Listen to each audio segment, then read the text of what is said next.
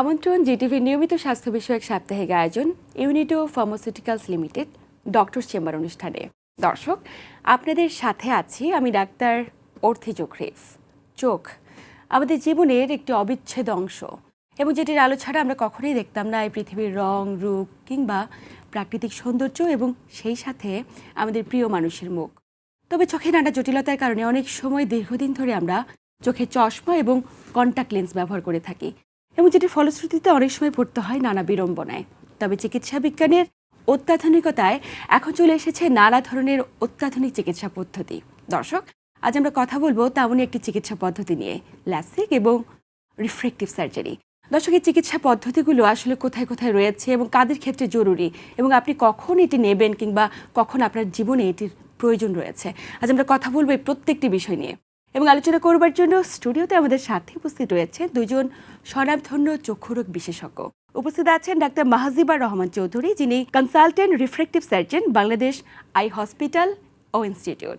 এবং আমাদের সাথে আরও উপস্থিত আছেন doctor Ashraful Haque, consultant refractive surgeon, Bangladesh eye hospital and institute. দুজনকে আমন্ত্রণ আমাদের আজকের আয়োজনে। অনেক ধন্যবাদ জিটিভিকে এবং আপনাকে আমাদের এখানে আমন্ত্রণ করার জন্য। ধন্যবাদ আপনাকে এবং জিটিভির যারা দর্শকবৃন্দ আজকে ডক্টরস চেম্বার দেখছেন তাদেরকেও শুভেচ্ছা। ম্যাম, শুরুতে জানতে চাই আসলে ল্যাসিক সার্জারি কিংবা রিফ্র্যাক্টিভ সার্জারি বলতে আমরা কি বুঝি? খুবই সুন্দর প্রশ্ন এবং আমরা পেশেন্টদের কাছ থেকে এটা অহরহ পাই। তাহলে আমরা একটু যদি ব্যাকে যাই, যে চোখের পাওয়ার, মাইনাস পাওয়ার প্লাস পাওয়ার আছে, এগুলাকে বলা হয় রিফ্র্যাক্টিভ এরার। এই রিফ্র্যাক্টিভ এরার যদি আমি ঠিক করতে চাই, এটাকে বলে রিফ্র্যাক্টিভ কারেকশন। সো এটা যদি আমরা সার্জারি দিয়ে আমরা এই চোখের পাওয়ারটাকে ঠিক করি, তখনই বলা হয় রিফ্র্যাক্টিভ সার্জারি। যেমন আপনি যে নামটা বললেন ল্যাসিক, ল্যাসিক ছাড়াও স্মাইল, পিআরকে, এরকম নানান ধরনের রিফ্র্যাক্টিভ সার্জারি আছে। এই যে স্যার, আমরা রিফ্র্যাক্টিভ সার্জারির নাম শুনছি, ল্যাসিক সার্জারির নাম শুনছি, মানে আমাদের আসলে কোন কোন রোগের ক্ষেত্রে এগুলো কার্যকর, কি কারণে করা হয়ে থাকে? এই যে রিফ্র্যাক্টিভ সার্জারি, এটি আমরা কোনো রোগ সারাচ্ছি না। যেমন যারা চোখের রোগী না বা ডাক্তারের কাছে আসেন না, তারা কসমেটিক সার্জারি সম্পর্কে শোনেন। রিফ্র্যাক্টিভ সার্জারি হচ্ছে চোখের এক ধরনের কসমেটিক সার্জারি। আপনি চশমা পরেন, আপনি চশমা পরতে চান না, রিফ্র্যাক্টিভ সার্জারির মাধ্যমে আপনার চোখ যদি ফিট থাকে তাহলে আমরা আপনাকে চশমা ছাড়া রাখবো। আপনি চশমা দিয়ে যেটা দেখেন, আপনাকে চশমা ছাড়া সেটাই দেখাবো। এটাই হচ্ছিল রিফ্র্যাক্টিভ সার্জারি এবং এটাই রিফ্র্যাক্টিভ সার্জারিতে করা হয়, যে আপনাকে চশমা ছাড়া আপনি দৃষ্টি ফিরে পাবেন। এবং ল্যাসিক সার্জারিও কি একই জিনিস? ল্যাসিক সার্জারির আসলে কোন কোন মেকানিজম রয়েছে বা কেন আমরা ল্যাসিক সার্জারি করে থাকি? অবশ্যই একটা হচ্ছে কি, ওই যেটা বললাম, যে আমি এত বছর ধরে চশমা পরছি, এখন আর আমি চশমা পরতে চাচ্ছি না, এটার জন্য ল্যাসিক বা রিফ্র্যাক্টিভ সার্জারি। অথবা এরকমও হতে পারে যে আমার পাওয়ারটা এত বেশি যে চশমাটা আমি অ্যাডজাস্টই করতে পারছি না, পরতেই পারছি না, তাহলে ওনারা কিন্তু দেখতেই পাচ্ছে না ঠিক মতো, সো ওনার জন্য এই refractive surgery. Sir, LASIK surgery এবং রিফ্র্যাক্টিভ সার্জারি দুটোর মধ্যে কি কোনো পার্থক্য রয়েছে? রিফ্র্যাক্টিভ সার্জারির মধ্যেই ল্যাসিক সার্জারি পড়ে। ল্যাসিক অনেক আগে আবিষ্কৃত হয়েছে ওয়ার্ল্ড ওয়াইড, এটার প্রচলন অনেক বেশি। আজকে থেকে প্রায় 30 বছর আগে ল্যাসিক সার্জারি শুরু হয়েছে। তার মানে এখন চশমা ছাড়া থাকতে গেলেই মানুষ বোঝে ল্যাসিক সার্জারি, কিন্তু আসলে ল্যাসিকটা পরে হচ্ছে রিফ্র্যাক্টিভ সার্জারির মধ্যে। ডক্টর মাহাজিবা যেভাবে বললো যে রিফ্র্যাক্টিভ সার্জারি আমরা যদি ভাগ করি, রিফ্র্যাক্টিভ সার্জারি হচ্ছে আপনি চশমা দিয়ে যা দেখছেন আমরা আপনাকে চশমা ছাড়া তাই দেখাবো। এখন রিফ্র্যাক্টিভ সার্জারির মধ্যে ভাগ হচ্ছে দুটো, একটা হচ্ছে ক্যারাটো রিফ্র্যাক্টিভ সার্জারি আর একটা হচ্ছে lens based refractive surgery. So kerato refractive সার্জারির মধ্যে আসছে ল্যাসিক, স্মাইল, পিআরকে, মানে আমি লেজার দিয়ে চোখের যে আমরা কালো মণি দেখি, এটা একটি স্বচ্ছ কর্নিয়া, এটাকে আমি কারেকশন করে আপনার চশমার যে দরকার ছিল সেটাকে আমি দূর করব, সেটা হচ্ছে ক্যারাটো রিফ্র্যাক্টিভ সার্জারি। আর আপনার চোখের পাওয়ার অনেক বেশি, আপনার চোখের মনির যে পুরুত্ব থাকে সেটাতে আপনাকে লেজার করলে ক্ষতি হতে পারে, তখন চলে আসে লেন্স বেস সার্জারি, যে ফ্যাকিক আইওএল, অনেকে এখন শুনবেন আইসিএল বা আইপিসিএল, সেটিও এক ধরনের রিফ্র্যাক্টিভ সার্জারি। তাহলে আপনার কথার উত্তর হচ্ছে ল্যাসিক রিফ্র্যাক্টিভ সার্জারির পার্ট, এবং এই যে আমরা স্মাইল বললাম, পিআরকে বললাম, বা ফ্যাকিক আইওএল বললাম, বা আইসিএল আইপিসিএল বললাম, সেগুলো হচ্ছে রিফ্র্যাক্টিভ সার্জারির পার্ট। আচ্ছা আচ্ছা, তার মানে এক একজনের ক্ষেত্রে এক একটি প্রয়োজন এবং কার ক্ষেত্রে কোনটি প্রয়োজন সেটা শুধুমাত্র একজন বিশেষজ্ঞ চিকিৎসকই সুনির্দিষ্টকরণ করবেন। অবশ্যই। একটু ম্যামের কাছে জানবো যে আমরা তো ল্যাসিক সার্জারি সম্পর্কে অনেকেই জানি, কিন্তু বাকি যে রিফ্র্যাক্টিভ সার্জারির পার্টগুলো রয়েছে বা অন্যান্য বিভিন্ন স্যার কথা বলছিল সেগুলো সম্পর্কে আমরা অনেকেই জানি না, কিন্তু ল্যাসিক সার্জারি সম্পর্কে যেহেতু জানি সেটা সম্পর্কে জানতে চাই যে আসলে যে কোনো বয়সের ব্যক্তিকে ল্যাসিক সার্জারি করতে পারে? এটা আমরা এই প্রশ্নটা খুবই কমনলি পাই, যেটা হচ্ছে গিয়ে যে আমরা কোন বয়সে বা কার জন্য আমরা এই সার্জারিগুলো করতে পারি। প্রথম হচ্ছে গিয়ে বয়স। আমাদের সারা বিশ্বে অনেকগুলা স্টাডি করে দেখা গেছে যে আমাদের বয়স যখন 18-19 হয়ে যায় তখন থেকে আমাদের চোখের পাওয়ারটা আস্তে আস্তে স্থির হতে থাকে। তাহলে এই বয়সটা যখন যাবে এরপরেই আমি এই সার্জারিগুলো করতে পারি। এক। দ্বিতীয় হচ্ছে গিয়ে আমার পাওয়ারটা কি আসলেই স্থির হয়েছে। যদি দেখি যে 1 বছরে আমার চোখের পাওয়ারের কোনো পরিবর্তন নেই, তখনই কিন্তু আমরা এই সার্জারির কথা চিন্তা করব। তাহলে প্রথম হচ্ছে গিয়ে বয়স, দ্বিতীয় হচ্ছে গিয়ে পাওয়ার স্থির নাকি, এই দুটা হলেই তখন আমরা চিন্তা করব। আর এরপরে যেটা করতে হবে, চোখের বিভিন্ন পরীক্ষা করি আমরা সার্জারির আগে। ওই পরীক্ষাগুলো যদি সব ঠিক থাকে তখনই কিন্তু আমরা সার্জারিতে যাব। কাদের ক্ষেত্রে করা একদমই নিষেধাজ্ঞা রয়েছে, কারণ ল্যাসিক সার্জারি করতে পারবে না, সেই বিষয়টা সম্পর্কে আমরা জানবো। আরও অনেক কিছু জানার আছে রিফ্রেক্টিভ সার্জারি সম্পর্কে, তবে সময় হয়ে যাচ্ছে একটি ছোট্ট বিরতি নেবার। প্রিয় দর্শক, UNIDO pharmaceuticals limited doctor chamber অনুষ্ঠান থেকে নিচ্ছি ছোট্ট একটি বিরতি, সাথেই থাকুন।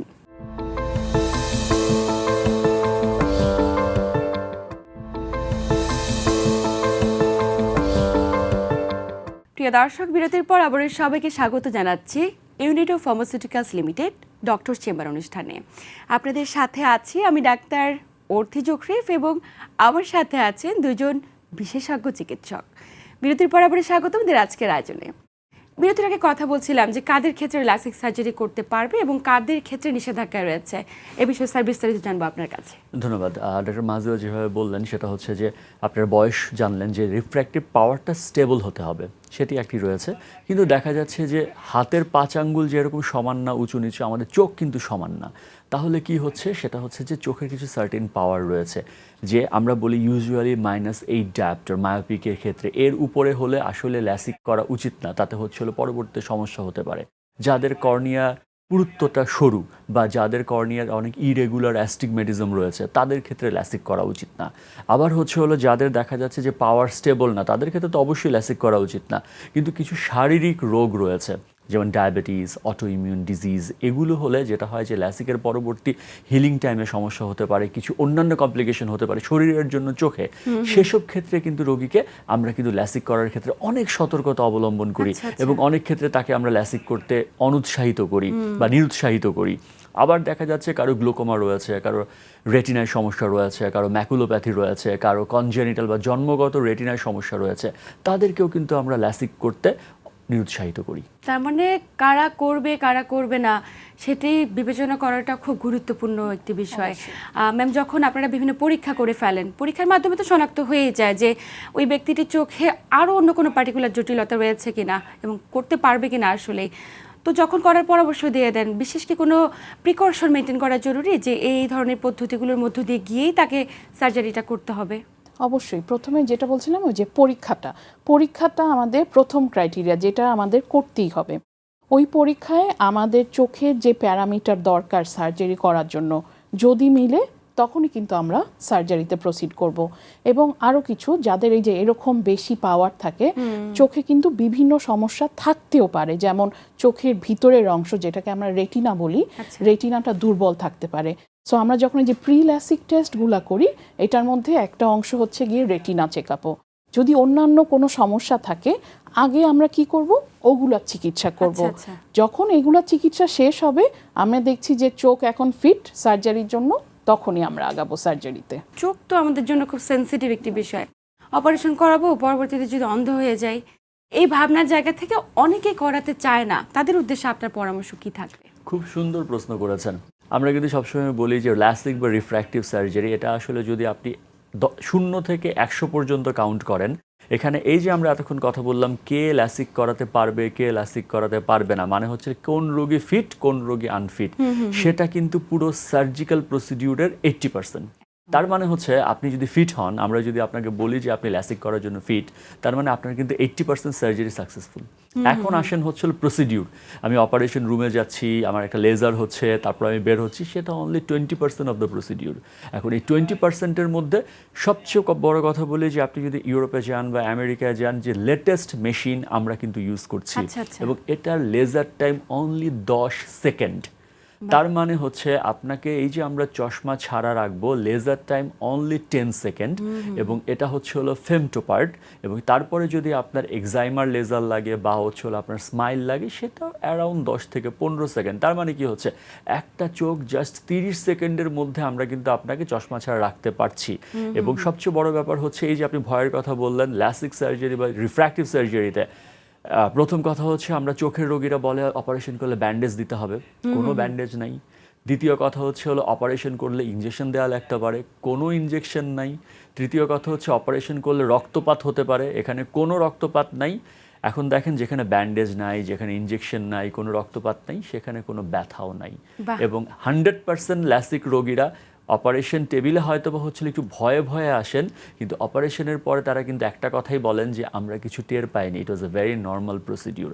সো রিফ্র্যাক্টিভ সার্জারি যতগুলো প্রসিডিউর রয়েছে সবগুলোই আমরা বাংলাদেশে করছি, এবং সবগুলোই কিন্তু ব্যথাবিহীন, ইনজেকশনবিহীন, রক্তপাতবিহীন এবং ব্যান্ডেজবিহীন সার্জারি। আমার মনে হয় আমাদের পুরো আয়োজনের মধ্যে সবচাইতে গুরুত্বপূর্ণ কথা এই মুহূর্তে আমরা শুনলাম, যে একদম ব্যথাবিহীন একটি সার্জারি, এবং যেখানে কোনো অ্যানেস্থেসিয়ার হয়তো বা প্রয়োজন হচ্ছে না।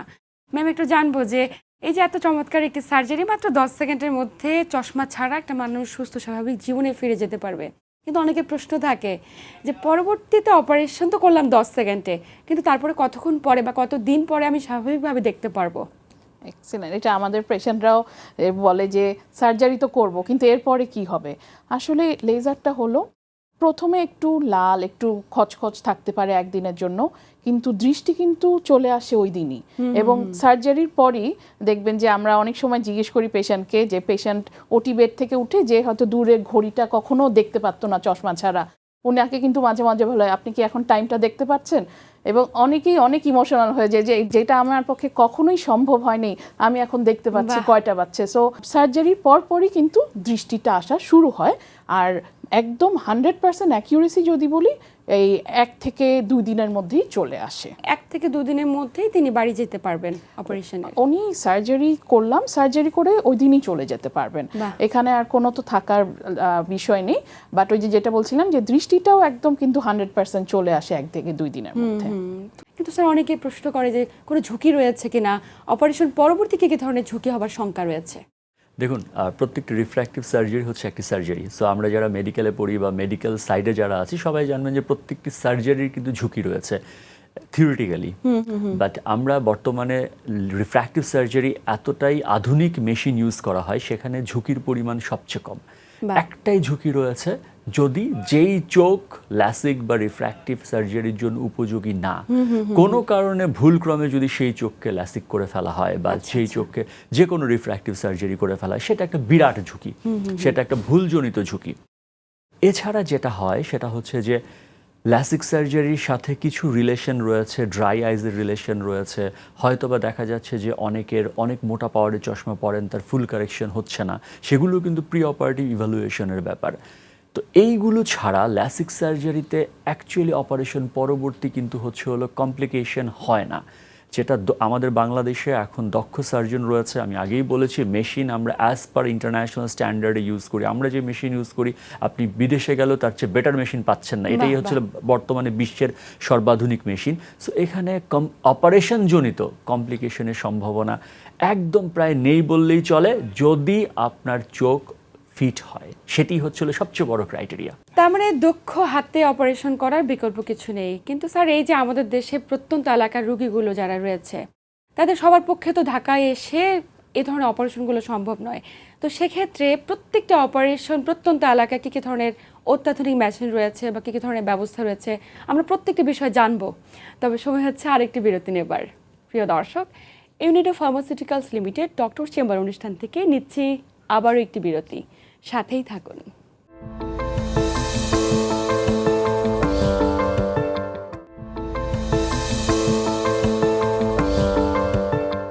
দর্শক, বিরতির পর আবার সবাইকে স্বাগত জানাচ্ছি UNIDO pharmaceuticals limited doctor chamber অনুষ্ঠানে। আপনাদের সাথে আছি আমি ডাক্তার অর্থি জোখরিফ, এবং আমার সাথে আছেন দুজন বিশেষজ্ঞ চিকিৎসক। বিরতির পর আবার স্বাগত আমাদের আজকের আয়োজনে। বিরতির আগে কথা বলছিলাম যে এই যে এত এত অপারেশন হচ্ছে আমাদের দেশে, বারবার স্যার বলতে চেষ্টা করছেন যে কোনটি করা প্রয়োজন এবং কোনটি করা প্রয়োজন নয়, কাদের ক্ষেত্রে করা যাবে না, সেটি নির্দিষ্টকরণ করাটা খুব বেশি জরুরি ল্যাসিক সার্জারির ক্ষেত্রে। তো প্রত্যন্ত এলাকায় যে সমস্ত রোগীরা রয়েছেন তাদের ক্ষেত্রে কী ধরনের ফ্যাসিলিটিস রয়েছে আমাদের দেশে? আমি জাস্ট এখানে একটু আপনার আগের প্রশ্নে যোগ করতে চাই যে ল্যাসিক বা রিফ্র্যাক্টিভ সার্জারির 80% হচ্ছে প্ল্যানিং। যদি প্ল্যানিংটা আমাদের ঠিক মতো হয়ে যায়, 20% হচ্ছে গিয়ে সার্জারি। সো প্ল্যানিংটা ঠিক মতো হলে ইনশাল্লাহ কমপ্লিকেশন হবে না। সো এটা আমাদের রোগীদের যেটা ভয় লাগে যে it's a very safe surgery. আর এখন আপনি যেটা জিজ্ঞেস করলেন যে তাহলে কি হচ্ছে, এটা কি ঢাকা বা ঢাকার বাইরে কোথায় এটা অ্যাভেলেবল? সো প্রথম হচ্ছে কি আমরা তো আইদার কি পড়ছি, চশমা পড়ছি অথবা কন্ট্যাক্ট লেন্স পড়ছি। এখন আমি চাচ্ছি না কোনোটাই পড়তে। এখন এই সার্জারিগুলোর জন্য কিন্তু একটু স্পেশাল মেশিন লাগে। এই মেশিনগুলা সব জায়গায় অ্যাভেলেবল না, কারণ এটার হচ্ছে গিয়ে মেনটেনেন্সও একদম, যেহেতু লেজার তার মানে আমার মেনটেনেন্সও 100% করতে হবে। ঢাকায় কয়েকটা হাসপাতালে এই মেশিনগুলো অ্যাভেলেবল, ঢাকা ছাড়া যেমন চিটাগংয়ে এই মেশিনগুলো অ্যাভেলেবল। তারপরেও যেটা বলবো যে আমাদের কিন্তু যে অনেকেই আসছেন, সিলেট থেকে আসছেন, রংপুর থেকে আসছেন, বিকজ ওনারা যদি চান তাহলে একটু কষ্ট করে বলবো যে এদিকে আসতে হবে, কারণ পরীক্ষাগুলো প্রথমে করতে হবে। পরীক্ষাগুলো করে যেই সার্জারি যার জন্য দরকার আমরা তখন ওইটা উপদেশ দিতে পারি। নিশ্চয়ই স্যার, অনেকের প্রশ্ন থাকে যে আমি একদমই চশমা ব্যবহার করতে চাই না, কোনো ধরনের কন্ট্যাক্ট লেন্সও ব্যবহার করতে চাই না, ডিরেক্ট ল্যাসিক সার্জারিতে যেতে চাই, সেটা 18 বছর বয়সের পর থেকে চশমা ছাড়া যে কেউ কি এ ধরনের অপারেশনে যেতে পারবে? ধন্যবাদ, খুব সুন্দর প্রশ্ন করেছেন। আর প্রশ্নের প্রথম পার্ট হলো 18 বছর বয়স, যেটা হচ্ছে চশমার স্ট্যাবিলিটির টাইম, মানে আপনার চশমার পাওয়ারটা স্টেবল হয়ে যায়। তাহলে 18 বছর বয়সের পরে আপনার যদি চোখের পাওয়ার স্টেবল থাকে, আমরা যেটা বলেছি কর্নিয়ার পুরুত্ব বা প্রিলাসিক ইভালুয়েশনে যদি আপনি ফিট হন চোখের, তাহলে অবশ্যই আপনি চশমা ছাড়া যে কোনো প্রসিডিউর যেটার জন্য আপনি ফিট, আপনি ল্যাসিকের জন্য ফিট না, আইসিএল এর জন্য ফিট না, স্মাইলের জন্য ফিট না, পিআরকের জন্য ফিট, সেটা আপনি করতে পারবেন। এখন আমার নিজের এক্সাম্পল দিই, আপনি দেখছেন আমি চশমা পরি, তাহলে এই 18 বছর থেকে কত বছর বয়স পর্যন্ত ল্যাসিক বা রিফ্র্যাক্টিভ সার্জারিতে আমরা যেটা করছি, আমরা দূরের দৃষ্টি কারেকশন করছি, অর্থাৎ আপনার দূরে চশমা লাগছে সেটা আমরা কারেকশন করে দিচ্ছি। কিন্তু 40-এর পরে সেটা বয়স বাড়লে যেরকম চুল পাকে, 40-এর পরে আমাদের কিন্তু কাছে দেখতে সমস্যা হয়। সো এই কাছে দেখতে সমস্যা হয়, আমারও কাছের চশমা লাগে, সো আমি চশমা পড়ছি। এটার জন্য কিন্তু ল্যাসিক এখনো রিসার্চ চলছে, কিন্তু এখনো এফডিএ অ্যাপ্রুভ কোনো অফিসিয়াল পদ্ধতি আমাদের কাছে এখনো আসেনি। আসবে ইনশাল্লাহ, আমাদের 2-3 বছরের পর মধ্যে চলে আসবে। এটা একটা জিনিস। 2 নম্বর জিনিস পার্সোনালি আমার ডায়াবেটিস রয়েছে। সো দেখা যাচ্ছে যে আমার যদি কোনো রোগ থাকে, দেখা যাচ্ছে আপনার 20 বছর বয়সে আপনার কোনো রোগ নেই, বাট আর 35 বা 40 বছর বয়সে আপনার ডায়াবেটিস হলো বা আপনার আরও অন্য সমস্যা দেখা গেল, তখন কিন্তু আপনি চাইলেই 35 বা 40 বছর বয়সে ল্যাসিক করতে পারবেন না।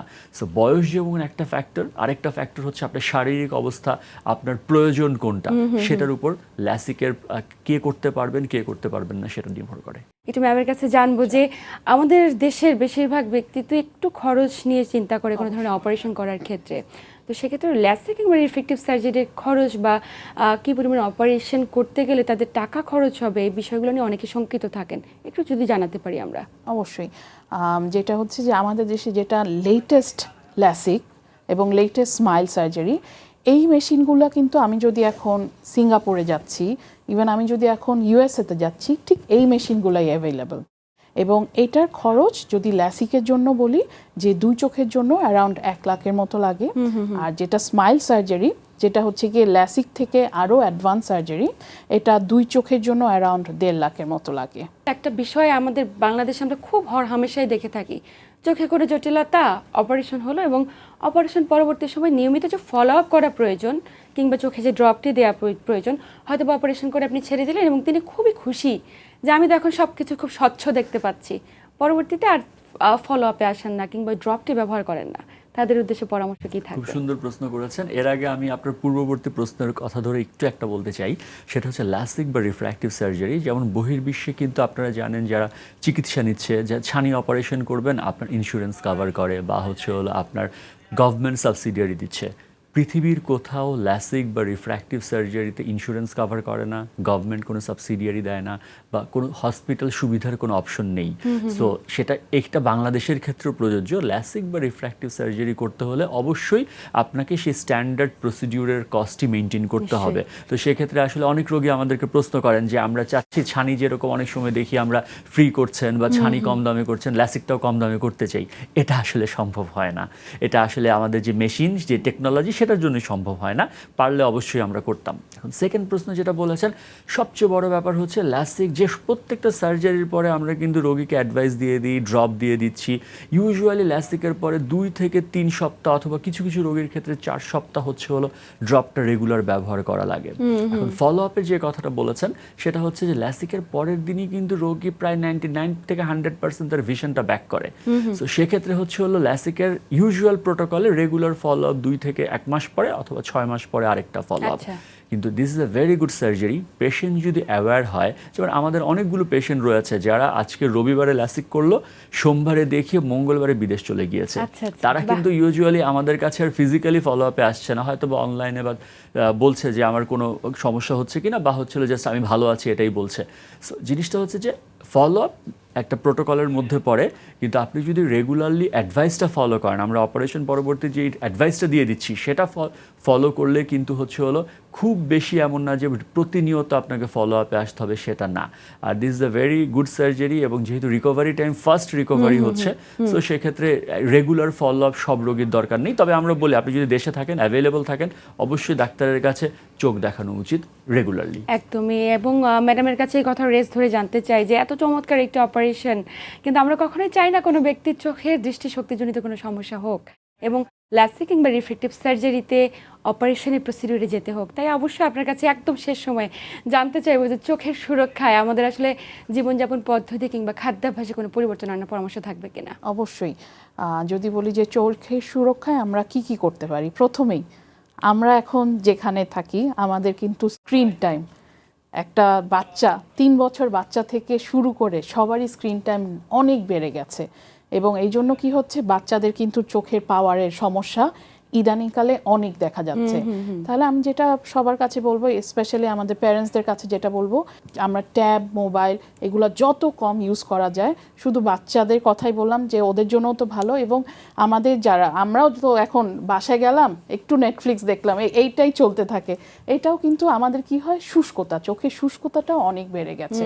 সো আমি সবার কাছে রিকোয়েস্ট থাকবে যে অবশ্যই আমরা স্ক্রিন দেখবো, কিন্তু স্ক্রিন টাইম যতটুকু কমানো যায় আমাদের চোখের জন্য এটা খুবই ভালো। স্যার, আপনি কিছু যোগ করতে চান কিনা? খুব সুন্দর কথা বলেছে। আমি শুধু বলতে চাই যে চোখ আমাদের শরীরের সমস্ত অঙ্গকে কিন্তু রিফ্লেক্ট করে।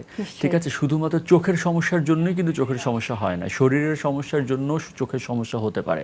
2টা রোগের কথা বলবো। শুধুমাত্র আপনার যদি ডায়াবেটিস থাকে, আপনার যদি আর্থ্রাইটিস বা বাতের ব্যথার সমস্যা থাকে, অবশ্যই সেগুলোকে আপনি রিমাটোলজির ডাক্তার বা ডায়াবেটিসের ডাক্তার দেখিয়ে কন্ট্রোলে রাখবেন, এবং রেগুলারলি বছরে অন্তত 2 বার চোখ পরীক্ষা করাবেন। কারণ দেখা যাচ্ছে যে আপনার চোখের খুব যত্ন নিলেন, কিন্তু আপনার ডায়াবেটিস অনিয়ন্ত্রিত, আপনার আর্থ্রাইটিসের সমস্যা রয়েছে, সেটিতে কিন্তু আপনার দৃষ্টিশক্তি হারাতে পারেন।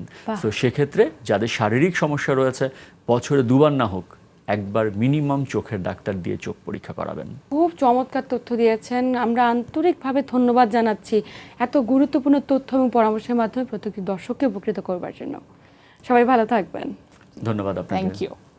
প্রিয় দর্শক, এই ছিল আমাদের আজকের আয়োজন। আসুন নিজের চোখটিকে সুরক্ষিত রাখবার জন্য আমাদের বিশেষজ্ঞের দেওয়া পরামর্শ অনুযায়ী বছরে অন্তত 2 বার আপনার চোখটিকে পরীক্ষা করান, এবং চোখে যে কোনো ধরনের জটিলতায় অবশ্যই বিশেষজ্ঞ চিকিৎসকের প্রতি আস্থা রাখুন এবং নিজের চোখকে সুরক্ষিত রাখুন। প্রিয় দর্শক, এতক্ষণ সাথে থাকার জন্য সবাইকে আন্তরিক ধন্যবাদ। সবাই ভালো থাকুন, সুস্থ থাকুন এবং জিটিভির সাথেই থাকুন।